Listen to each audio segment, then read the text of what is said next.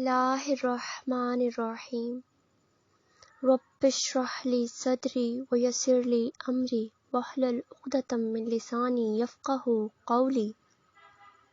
بسم اللہ الرحمن الرحیم۔ اللہم افتح علینا حکمتک وانشر علینا رحمتک ذا الجلال والاکرام۔ ربی یسر ولا تعسر وتمم بالخیر۔ سورۃ البقرہ آیت نمبر 124۔ یاد کرو کہ جب ابراہیم کو اس کے رب نے چند باتوں میں آزمایا اور وہ ان سب میں پورا اتر گیا تو اس نے کہا، میں تجھے سب لوگوں کا پیشوا بنانے والا ہوں۔ ابراہیم علیہ السلام نے عرض کیا، اور کیا میری اولاد سے بھی یہی وعدہ ہے؟ اللہ پاک نے جواب دیا، میرا وعدہ ظالموں سے متعلق نہیں ہے، اور یہ کہ ہم نے اس گھر کعبے کو لوگوں کے لیے مرکز اور امن کی جگہ قرار دیا تھا، اور لوگوں کو حکم دیا تھا کہ ابراہیم علیہ السلام جہاں عبادت کے لیے کھڑے ہوتے ہیں اس مقام کو مستقل جائے نماز بنا لو۔ اور ابراہیم علیہ السلام اور اسماعیل علیہ السلام کو تاکید کی تھی کہ میرے اس گھر کو طواف اور اعتکاف اور رکوع اور سجدہ کرنے والوں کے لیے پاک رکھو۔ اور یہ کہ ابراہیم علیہ السلام نے دعا کی، اے میرے رب، اس شہر کو امن کا شہر بنا دے، اور اس کے باشندوں میں سے جو اللہ اور آخرت کو مانے انہیں ہر قسم کے پھلوں کا رزق دے۔ جواب میں اس کے رب نے فرمایا، اور جو مجھے اور آخرت کو نہ مانے گا، دنیا کی چند روز زندگی کا سامان تو میں اسے بھی دوں گا، مگر آخر کار اسے عذاب جہنم کی طرف گھسیٹوں گا، اور وہ بدترین ٹھکانہ ہے۔ اور یاد کرو ابراہیم علیہ السلام اور اسماعیل علیہ السلام جب اس گھر کی دیواریں اٹھا رہے تھے یعنی بلند کر رہے تھے تو دعا کرتے جاتے تھے، اے ہمارے رب، ہم سے یہ خدمت قبول فرما لے، تو سب کی سننے اور سب کچھ جاننے والا ہے۔ اے رب، ہم دونوں کو اپنا مسلم یعنی مطیع فرمان تابع فرمان بنا، ہماری نسل سے ایک ایسی قوم اٹھا جو تیری مسلم ہو، تابع فرمان ہو، ہمیں اپنی عبادت کے طریقے بتا اور ہماری کوتاہیوں سے درگزر فرما، تو بڑا معاف کرنے والا اور رحم فرمانے والا ہے۔ اور اے رب، ان لوگوں میں خود انہی کی قوم سے ایک ایسا رسول اٹھانا جو انہیں تیری آیات سنائے، ان کو کتاب اور حکمت کی تعلیم دے اور ان کی زندگیاں سنوارے۔ تو بڑا عزیز اور حکیم ہے، تو زبردست ہے۔ اب کون ہے جو ابراہیم کے طریقے سے نفرت کرے سوائے اس کے جس نے خود اپنے آپ کو حماقت اور جہالت میں مبتلا کر لیا ہو؟ یعنی سوائے ان لوگوں کے حضرت ابراہیم علیہ السلام کے طریقے سے کوئی نفرت نہیں کرے گا جس نے خود اپنے آپ کو حماقت اور جہالت میں مبتلا کر لیا ہو۔ اس کے سوا کون یہ حرکت کر سکتا ہے؟ ابراہیم علیہ السلام تو وہ شخص ہیں جس کو ہم نے دنیا میں اپنے کام کے لیے چن لیا تھا، اور آخرت میں اس کا شمار صالحین میں ہوگا۔ اس کا حال یہ تھا کہ جب اس کے رب نے اس سے کہا مسلم ہو جا، تو اس نے فوراً کہا، میں مالک کائنات کا مسلم ہو گیا۔ اسی طریقے پر چلنے کی ہدایت اس نے اپنی اولاد کو کی تھی، اور اسی کی وصیت یعقوب اپنی اولاد کو کر گیا۔ اس نے کہا تھا کہ میرے بچوں، اللہ نے تمہارے لیے یہی دین پسند کیا ہے، لہٰذا مرتے دم تک مسلم ہی رہنا۔ پھر کیا تم اس وقت موجود تھے جب یعقوب علیہ السلام اس دنیا سے رخصت ہو رہے تھے؟ اس نے مرتے وقت اپنے بیٹوں سے پوچھا، بچوں، میرے بعد تم کس کی بندگی کرو گے؟ ان سب نے جواب دیا، ہم اسی ایک خدا کی بندگی کریں گے جسے آپ نے اور آپ کے بزرگوں ابراہیم علیہ السلام، اسماعیل علیہ السلام اور اسحاق علیہ السلام نے خدا مانا ہے، اور ہم اسی کے مسلم ہیں۔ اور کچھ لوگ تھے جو گزر گئے، جو کچھ انہوں نے کمایا وہ ان کے لیے ہے، اور جو کچھ تم کماؤ گے وہ تمہارے لیے ہے۔ تم سے یہ نہ پوچھا جائے گا کہ وہ کیا کرتے تھے، تمہارے بزرگ کیا کرتے تھے، تم سے تمہارے اعمال کے بارے میں پوچھا جائے گا۔ یہودی کہتے ہیں یہودی ہو جاؤ تو راہ راست پا جاؤ گے۔ عیسائی کہتے ہیں عیسائی ہو تو ہدایت ملے گی، عیسائی ہو تو ہدایت پہ ہو۔ ان سے کہو نہیں، بلکہ سب کو چھوڑ کر ابراہیم علیہ السلام کا طریقہ اپناؤ، اور ابراہیم علیہ السلام مشرکوں میں سے نہ تھے۔ مسلمانوں کہو کہ ہم ایمان لائے اللہ پر اور اس ہدایت پر جو ہماری طرف نازل ہوئی ہے، اور جو ابراہیم علیہ السلام، اسماعیل علیہ السلام، اسحاق علیہ السلام اور یعقوب علیہ السلام اور اولاد یعقوب علیہ السلام کی طرف نازل ہوئی تھی، اور جو موسیٰ علیہ السلام اور عیسیٰ علیہ السلام اور دوسرے تمام پیغمبروں کو ان کے رب کی طرف سے دی گئی تھی۔ ہم ان کے درمیان کوئی تفریق، کوئی فرق نہیں کرتے، اور ہم اللہ کے مسلم ہیں۔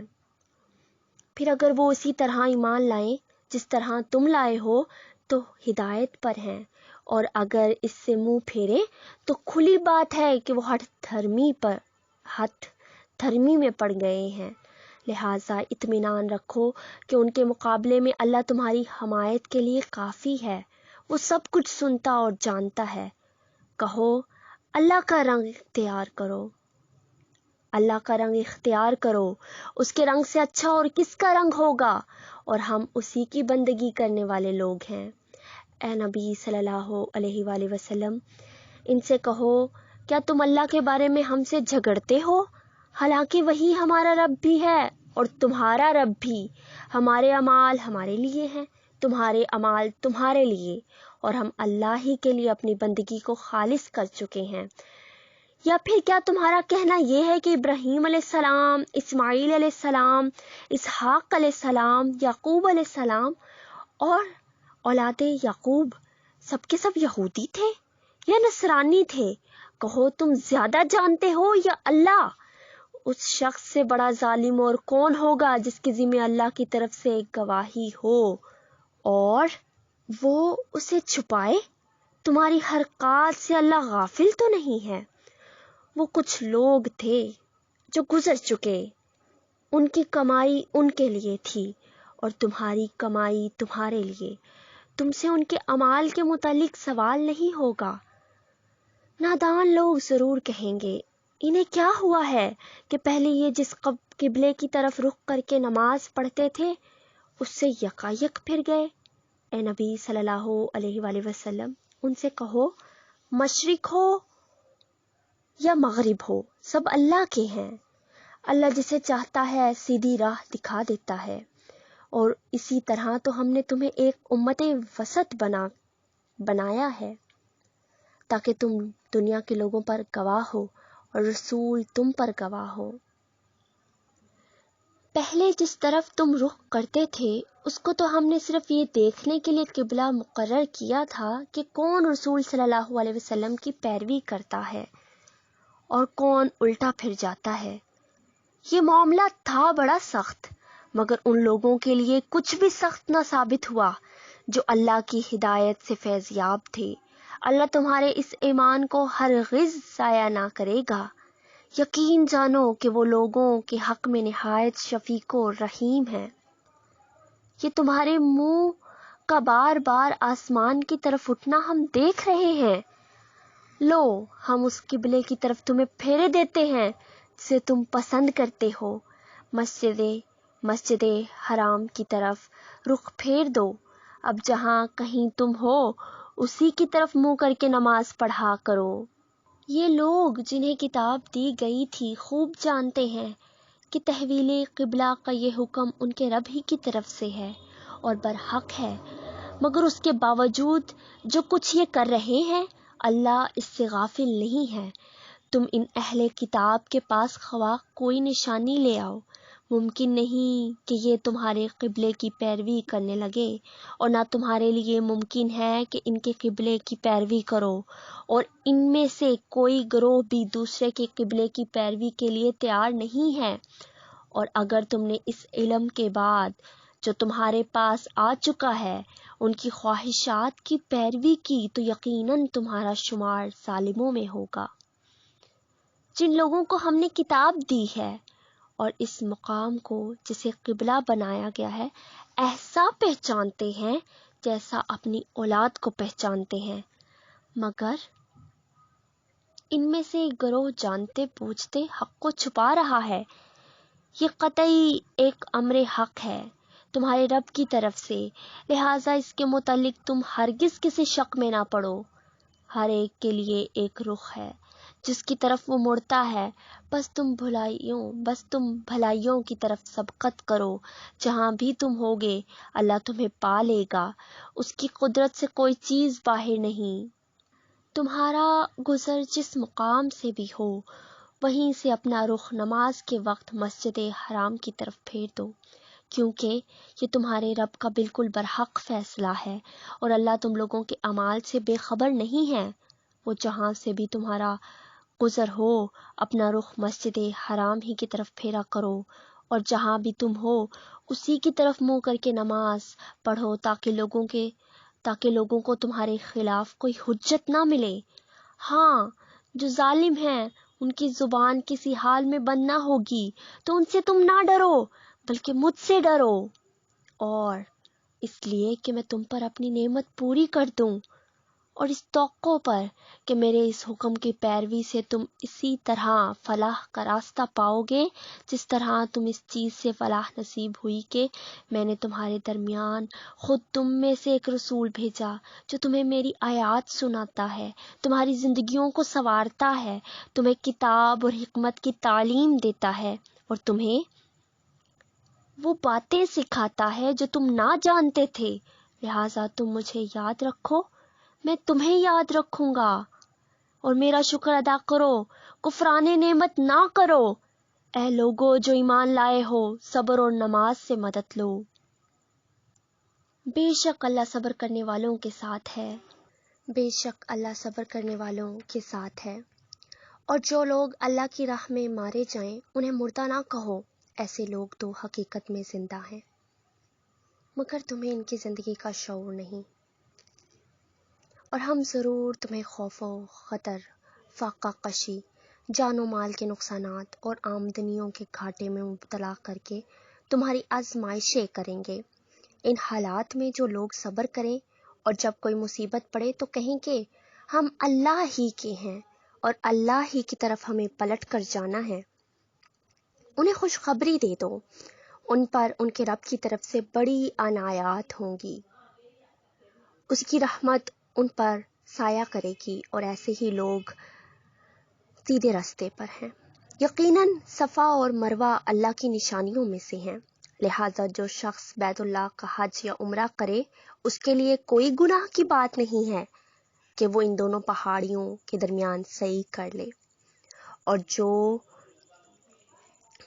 بارضا و رغبت کوئی بھلائی کا کام کرے گا، اللہ کو اس کا علم ہے اور وہ اس کی قدر کرنے والا ہے۔ جو لوگ ہماری نازل کی ہوئی روشن تعلیمات اور ہدایات کو چھپاتے ہیں،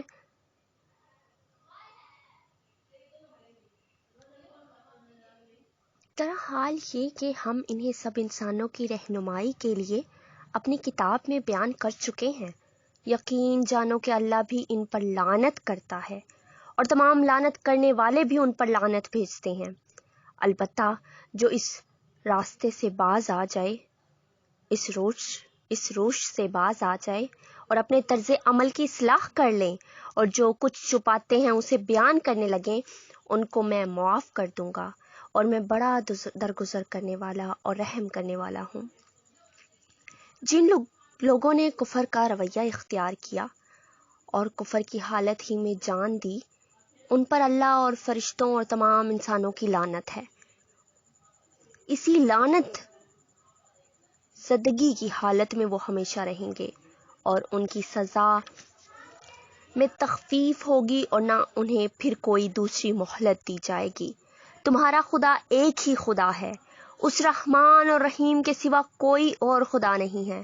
اس حقیقت کو پہچاننے کے لیے اگر کوئی نشانی اور علامت درکار ہے تو جو لوگ عقل سے کام لیتے ہیں ان کے لیے آسمانوں اور زمین کی ساخت میں، رات اور دن کے رد و بدل ایک دوسرے کے بعد آنے میں، ان کشتیوں میں جو انسان کے نفع کی چیزیں لیے ہوئے دریاؤں اور سمندروں میں چلتی پھرتی ہیں، بارش کے اس پانی میں جسے اللہ اوپر سے برساتا ہے، پھر اس کے ذریعے سے زمین کو زندگی بخشتا ہے، اور اپنی اسی انتظام کی بدولت زمین میں ہر قسم کی جاندار مخلوق کو پھیلاتا ہے، ہواؤں کی گردش میں اور ان بادلوں میں جو آسمانوں اور زمین کے درمیان تابع فرمان بنا کر رکھے گئے ہیں۔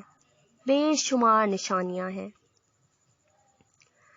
مگر وحدت خداوندی پر دلالت کرنے والے ان کھلے کھلے آثار کے ہوتے ہوئے بھی کچھ لوگ ایسے ہیں جو اللہ کے سوا دوسروں کو اس کا ہمسر اور مد مقابل بناتے ہیں، اور ان کے ایسے گرویدہ ہیں جیسی اللہ کے ساتھ گرویدگی ہونی چاہیے، ان سے ایسی محبت رکھتے ہیں جیسی اللہ کے ساتھ محبت رکھنی چاہیے، حالانکہ ایمان رکھنے والے لوگ سب سے بڑھ کر اللہ کو محبوب رکھتے ہیں، اللہ کی محبت میں سخت ترین ہوتے ہیں۔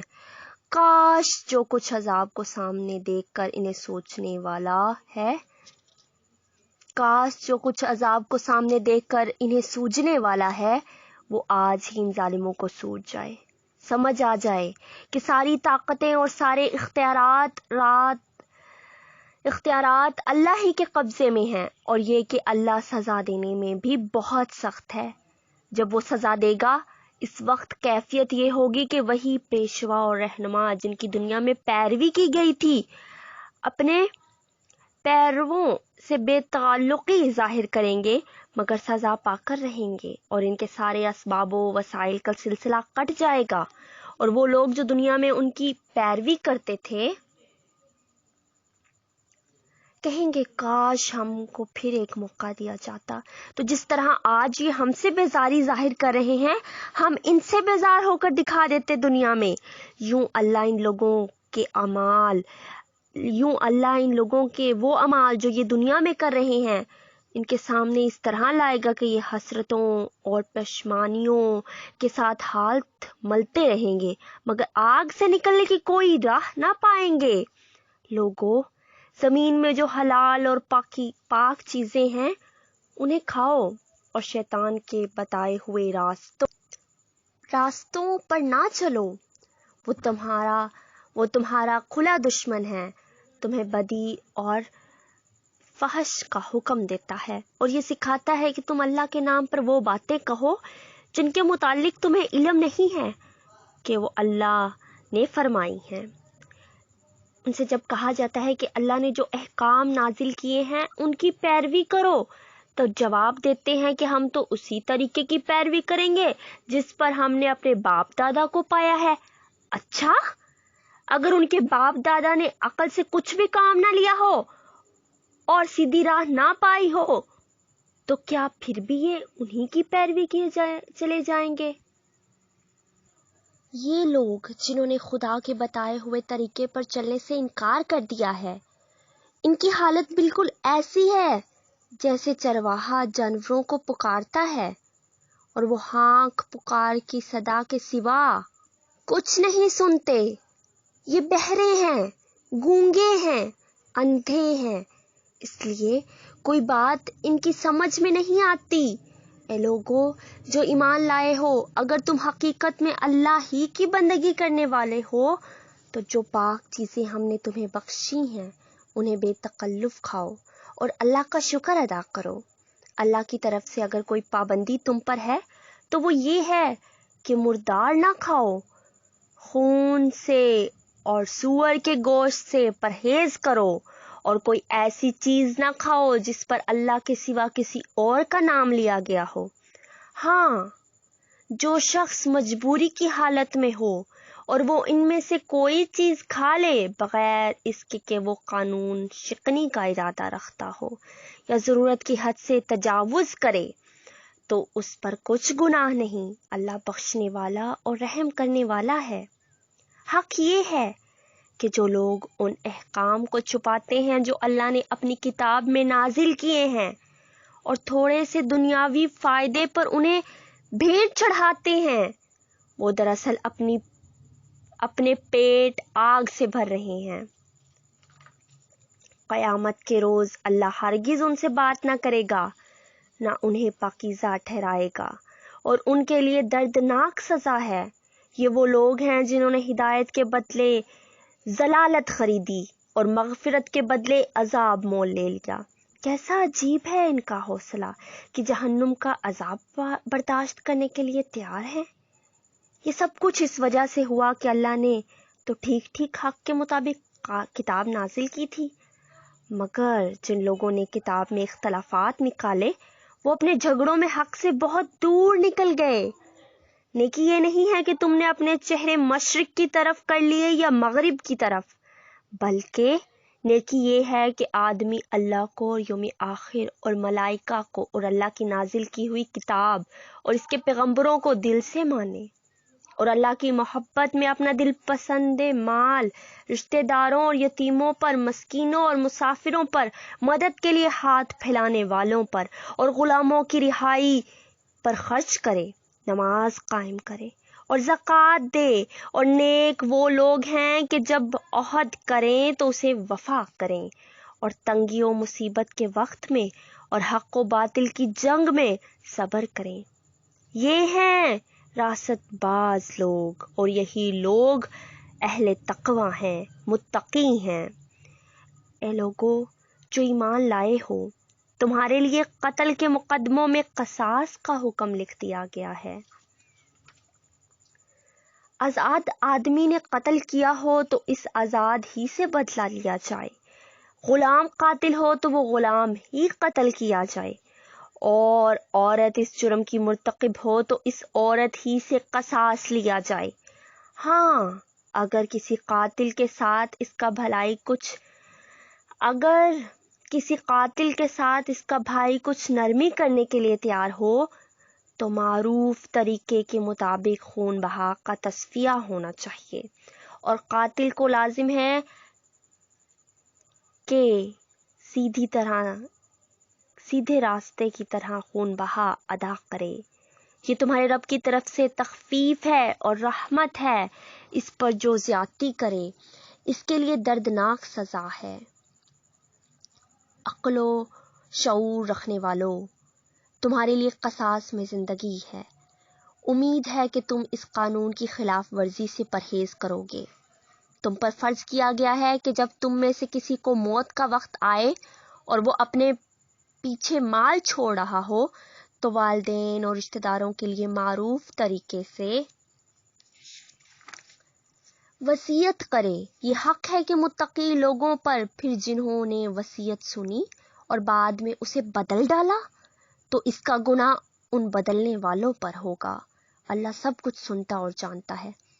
البتہ جس کو یہ اندیشہ ہو کہ وصیت کرنے والے نے نادانستہ یا قصداً حق تلفی کی ہے اور پھر معاملے سے تعلق رکھنے والوں کے درمیان وہ اصلاح کرے تو اس پر کچھ گناہ نہیں ہے۔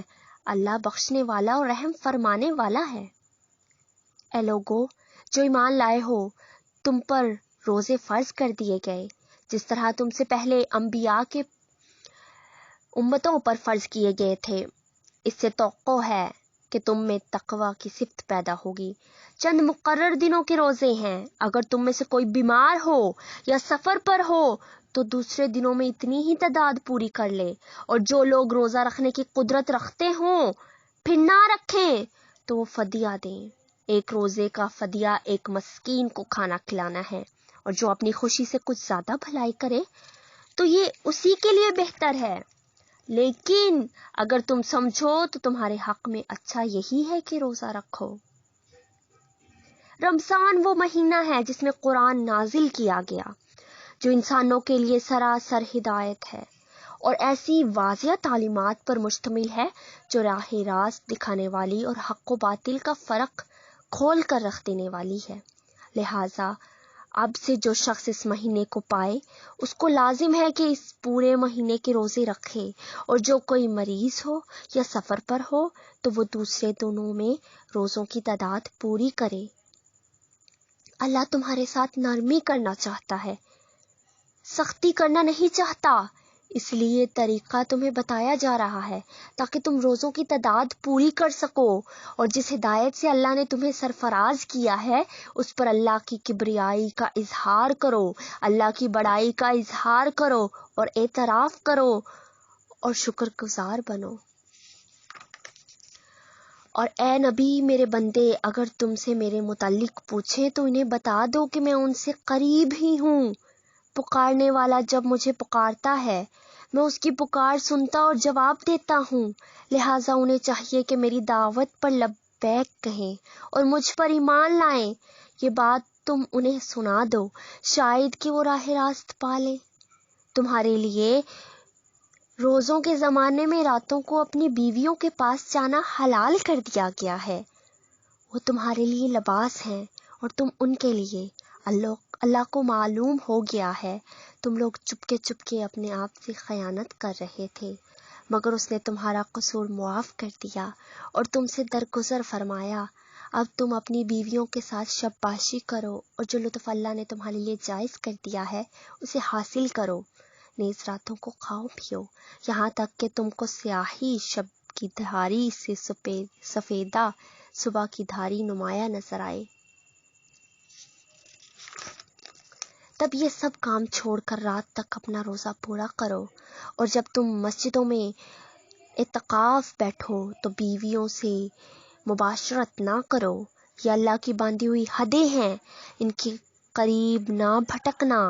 اس طرح اللہ اپنے احکام لوگوں کی بصراحت بیان کرتا ہے، توقع ہے کہ وہ غلط رویے سے بچیں گے، اور تم لوگ نہ تو آپس میں ایک دوسرے کے مال ناروا طریقے سے کھاؤ اور نہ حاکموں کے آگے ان کو اس غرض کے لیے پیش کرو کہ تمہیں دوسروں کے مال کا کوئی حصہ قصداً ظالمانہ طریقے سے کھانے کا موقع مل جائے۔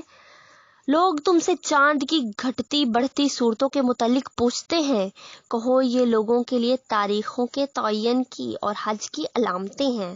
نیز ان سے کہو یہ کوئی نیکی کا کام نہیں ہے کہ تم اپنے گھروں میں پیچھے کی طرف سے داخل ہوتے ہو۔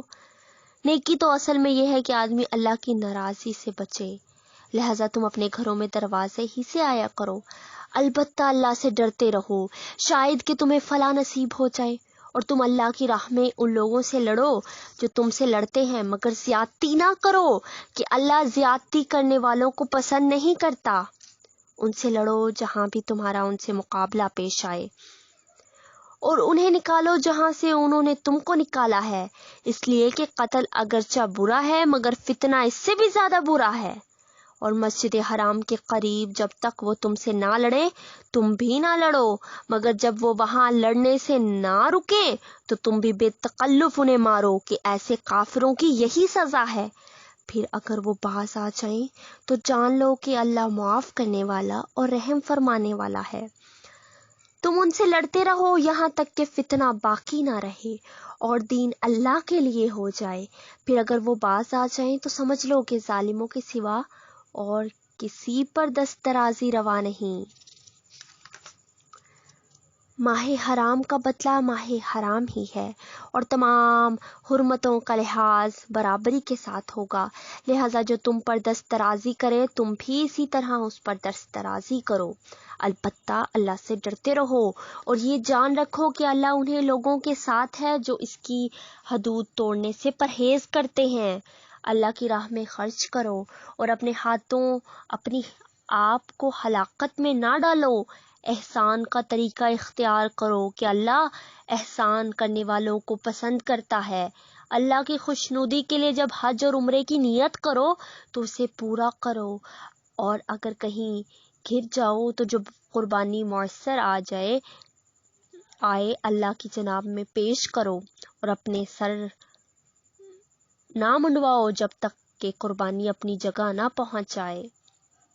مگر جو شخص مریض ہو یا جس کے سر میں کوئی تکلیف ہو اور اس بنا پر اپنا سر نہ منڈوا لے تو اسے چاہیے کہ فدیے کے طور پر روزے رکھے یا صدقے دے یا قربانی کرے۔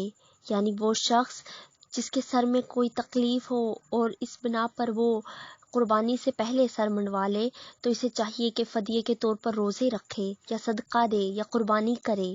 پھر اگر تمہیں امن نصیب ہو جائے اور تم حج سے پہلے مکے پہنچ جاؤ تو جو شخص تم میں سے حج کا زمانہ آنے تک عمرے کا فائدہ اٹھائے وہ حسب مقدور قربانی دے، اور اگر قربانی میسر نہ ہو 3 روزے حج کے زمانے میں اور 7 گھر پہنچ کر اس طرح پورے 10 روزے رکھ لے۔ یہ رعایت ان لوگوں کے لیے ہے جن کے گھر بار مسجد حرام کے قریب نہ ہوں۔ اللہ کے ان احکام کی خلاف ورزی سے بچو اور خوب جان لو کہ اللہ سخت سزا دینے والا ہے۔ حج کے مہینے سب کو معلوم ہے۔ جو شخص ان مقرر مہینوں میں حج کی نیت کرے اسے خبردار رہنا چاہیے کہ حج کے دوران میں اس سے کوئی شہوانی فعل، کوئی بد عملی، کوئی لڑائی جھگڑے کی بات سرزد نہ ہو، اور جو نیک کام تم کرو گے اور اللہ کے علم میں ہوگا۔ سفر حج کے لیے زاد راہ ساتھ لے جاؤ، اور سب سے بہتر زاد راہ پرہیزگاری ہے۔ بس اے ہوش مندو، اے عقل والو، میری نافرمانی سے پرہیز کرو، اور اگر حج کے ساتھ ساتھ تم اپنے رب کا فضل بھی تلاش کرتے جاؤ تو اس میں کوئی مضائقہ نہیں۔ پھر جب عرفات سے چلو تو مشعر حرام مزدلفہ کے پاس ٹھہر کر اللہ کو یاد کرو، اور اس طرح یاد کرو جس کی ہدایت اس نے تمہیں دی، ورنہ اس سے پہلے تم لوگ بھٹکے ہوئے تھے۔ پھر جہاں سے اور سب لوگ پلٹے ہیں وہیں سے تم بھی پلٹو اور اللہ سے معافی چاہو، یقیناً وہ معاف کرنے والا اور رحم فرمانے والا ہے۔ پھر جب اپنے حج کے ارکان ادا کر چکو تو جس طرح پہلے اپنے آباء و اجداد کا ذکر کرتے تھے اس طرح اب اللہ کا ذکر کرو، محبت سے اللہ کا ذکر کرو، بلکہ اس سے بھی بڑھ کر۔ مگر اللہ کو یاد کرنے والے لوگوں میں بھی بہت فرق ہے۔ ان میں سے کوئی تو ایسا ہے جو کہتا ہے کہ اے ہمارے رب ہمیں دنیا ہی میں سب کچھ دے دے، ایسے شخص کے لیے آخرت میں کوئی حصہ نہیں، اور کوئی کہتا ہے کہ اے ہمارے رب ہمیں دنیا میں بھی بھلائی دے، اور کوئی کہتا ہے کہ اے ہمارے رب ہمیں دنیا میں بھی بھلائی دے اور آخرت میں بھی بھلائی، اور آگ کے عذاب سے ہمیں بچا۔ ایسے لوگ اپنی کمائی کے مطابق دونوں جگہ حصہ پائیں گے، اور اللہ کو حساب چکاتے کچھ دیر نہیں لگتی۔ یہ گنتی کے چند روز ہیں جو تمہیں اللہ کی یاد میں بسر کرنے چاہیے۔ پھر جو کوئی جلدی کر کے 2 ہی دن میں واپس ہو گیا تو کوئی حرج نہیں، اور جو کچھ دیر زیادہ ٹھہر کر پلٹا تو بھی کوئی حرج نہیں، بس شرط یہ کہ دن اس نے تقوی کے ساتھ بسر کیے ہوں۔ اللہ کی نافرمانی سے بچو اور خوب جان رکھو کہ ایک روز اس کے حضور میں تمہاری پیشی ہونے والی ہے۔ انسانوں میں کوئی تو ایسا ہے جس کی باتیں دنیا کی زندگی میں تمہیں بہت بھلی معلوم ہوتی ہیں، اور اپنی نیک نیتی پر وہ بار بار خدا کو گواہ ٹھہراتا ہے، مگر حقیقت میں وہ بدترین دشمن حق ہوتا ہے۔ جب اسے اقتدار حاصل ہو جاتا ہے تو زمین میں اس کی ساری دوڑ دھوپ اس لیے ہوتی ہے کہ فساد پھیلائے، کھیتوں کو غارت کرے اور نسل انسانی کو تباہ کرے۔ حالانکہ اللہ جسے وہ گواہ بنا رہا تھا فساد کو ہرگز پسند نہیں کرتا، اور جب اس سے کہا جاتا ہے کہ اللہ سے ڈر تو اپنے وقار کا خیال اس کو گناہ پر جما دیتا ہے۔ ایسے شخص کے لیے تو بس جہنم ہی کافی ہے، اور وہ بہت برا ٹھکانہ ہے۔ دوسری طرف انسانوں ہی میں کوئی ایسا بھی ہے جو رضائے الہی کی طلب میں اپنی جان کھپا دیتا ہے، اور ایسے بندوں پر اللہ بہت مہربان ہے۔ اے ایمان لانے والو، تم پورے کے پورے اسلام میں آ جاؤ اور شیطان کی پیروی نہ کرو کہ وہ تمہارا کھلا دشمن ہے۔ جو صاف صاف ہدایت تمہارے پاس آ چکی ہے، اگر ان کو پا لینے کے بعد پھر تم نے لغزش کھائی تو خوب جان رکھو کہ اللہ سب پر غالب اور حکیم و دانا ہے۔ ان ساری نصیحتوں اور ہدایتوں کے بعد بھی لوگ سیدھے نہ ہوں تو کیا اب وہ اس کے منتظر ہیں کہ اللہ بادلوں کا چتر لگائے، فرشتوں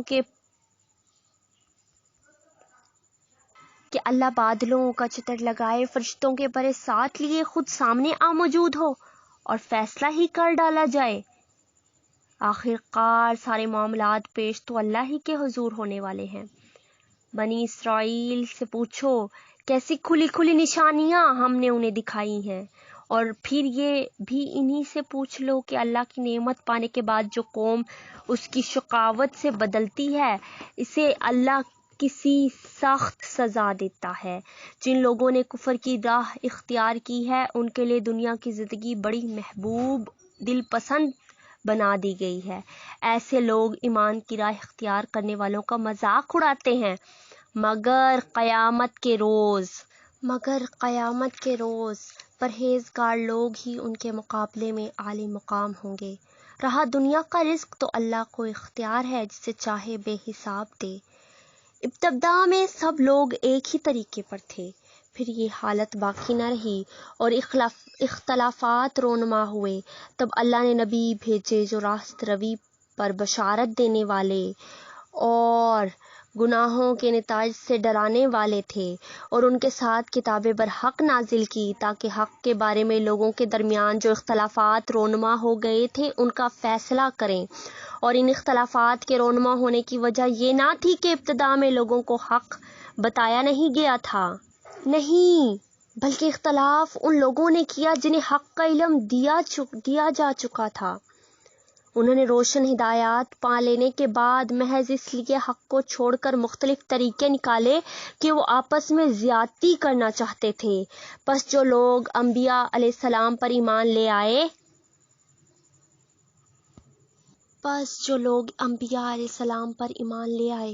انہیں اللہ نے اپنے اذن سے اس حق کا راستہ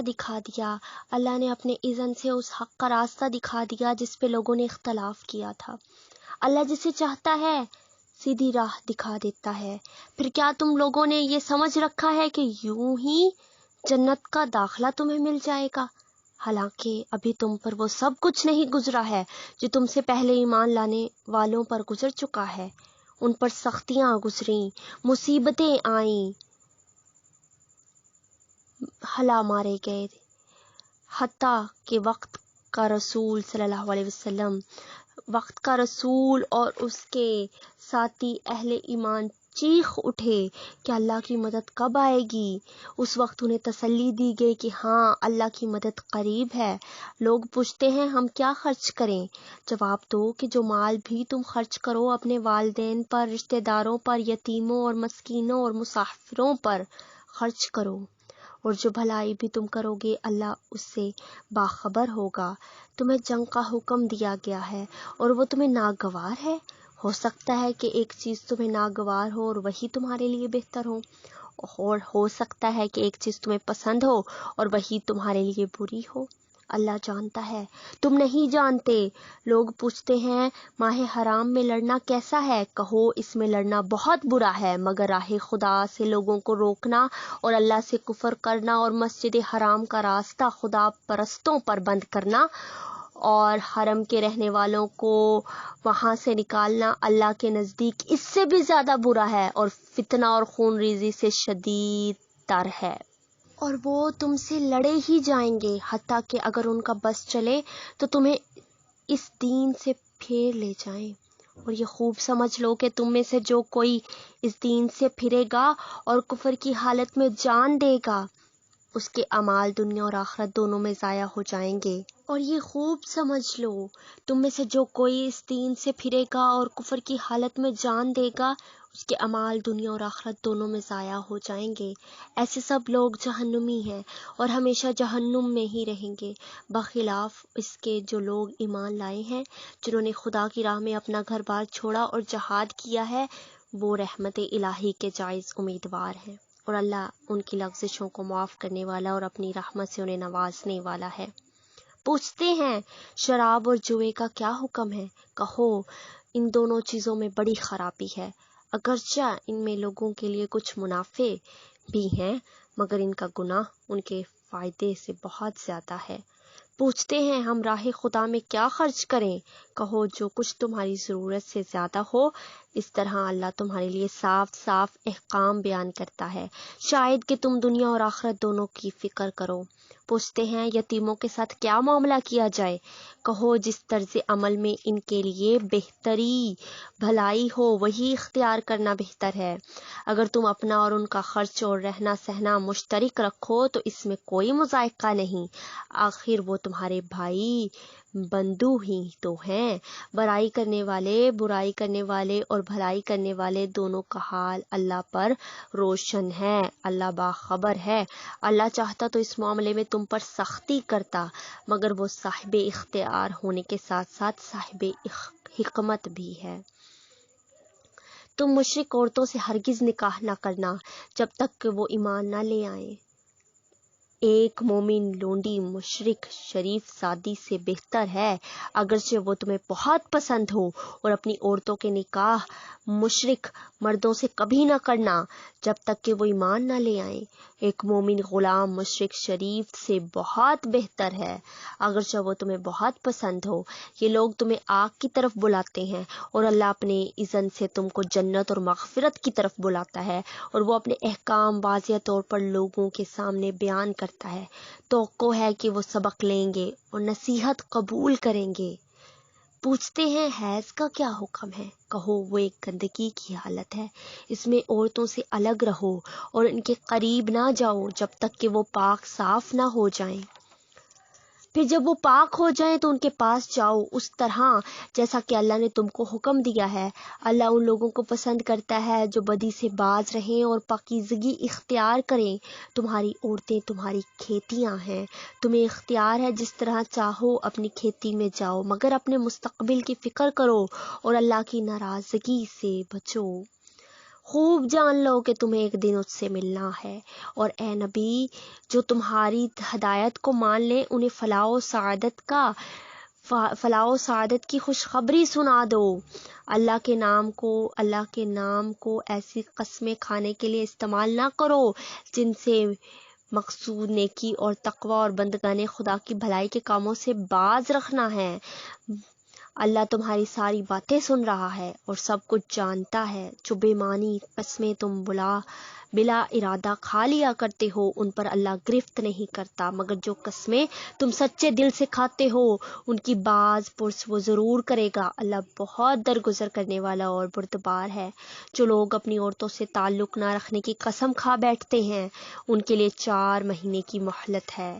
اگر انہوں نے رجوع کر لیا تو اللہ معاف کرنے والا اور رحیم ہے، اور اگر انہوں نے طلاق ہی کی ٹھان لی ہو تو